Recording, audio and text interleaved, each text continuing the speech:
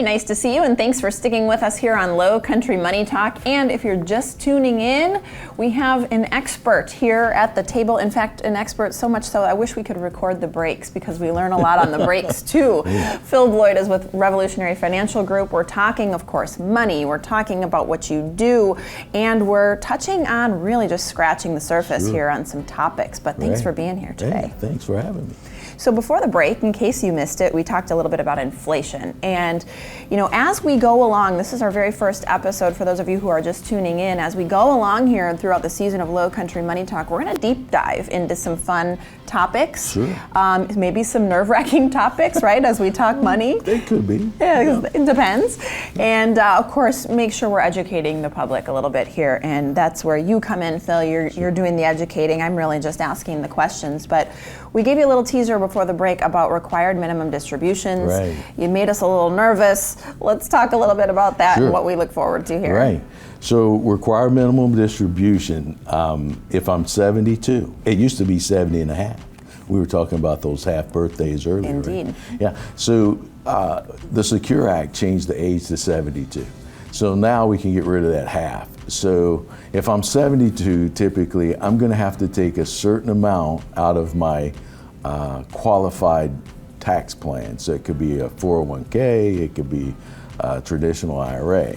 So there's a divisor that the government uses. It's based upon your life expectancy. Okay. Ooh, okay. So, or you can, and they have a multiplier. So it depends on what you like. But you have to take a certain amount out. The reason we bring this up in November, the last quarter of the year, is usually where we see most people take their required minimum distribution. Yeah, it's a timely topic, certainly. So let's talk a little bit more about that, and you know, just sort of elaborate on this distribution, why this time of year, and what people should expect and do. Right. Well, Jessa, we're procrastinators. Okay, so it has to be out by December 31st. So we're getting there, just like we have to file our tax return by April 15th. So if we do not take this required minimum amount, there's a 50% IRS penalty. Wow. So if I was required to take out, say, $20,000 and I missed it, the penalty would be 10. Wow, that's more than significant. Obviously, that's something that we don't want to miss that mark. And if you're like some people I know, you are a procrastinator. Sometimes we go right up to that edge. Right. So, is there any advantage to really being ahead of it? Does it matter where in the timeline of the year we are? It could, based upon how your assets are arranged. If you see, because the value that determines how much you have to take out is based upon December 31st last year. And your age, December 31st this year. So let's just say that I had a lot of equity investments or stocks in my account, and the market was way up December 31st last year. And come around April, it went down 20%. It didn't, but let's just say it did. Right.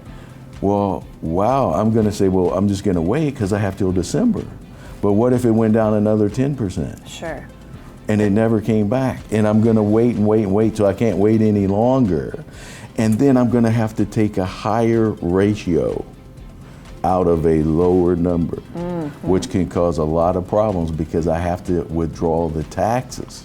So people say, well, I can reinvest it. Yeah, minus the taxes. Right. But the reason most people put off till the end of the year is they just really don't want the money.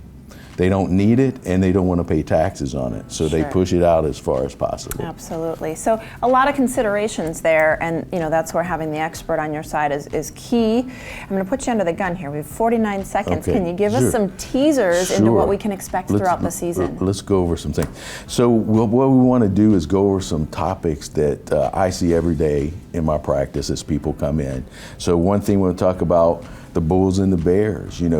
How does a bull market work? How does a bear market work? How can I prepare my IRA for both markets? That's really important because we just had a little bit of that discussion. And what do the topics bull and bear mean? We'll talk about Roth IRAs, Roth 401ks. What's the difference between the two? How should I have my beneficiaries on my IRA plans? All these things. And then we may even have some special guests. You never know. I think that Talk would be about lovely. estate planning. Although today you have been a very special guest. In fact, it's been a pleasure getting to know you more and helping to educate our viewers. We got a lot to come on the season. Low Country Look Money forward to Talk. it. Phil Bloyd, we're going to have some fun. All right. Thanks for watching. All right. Have a great weekend.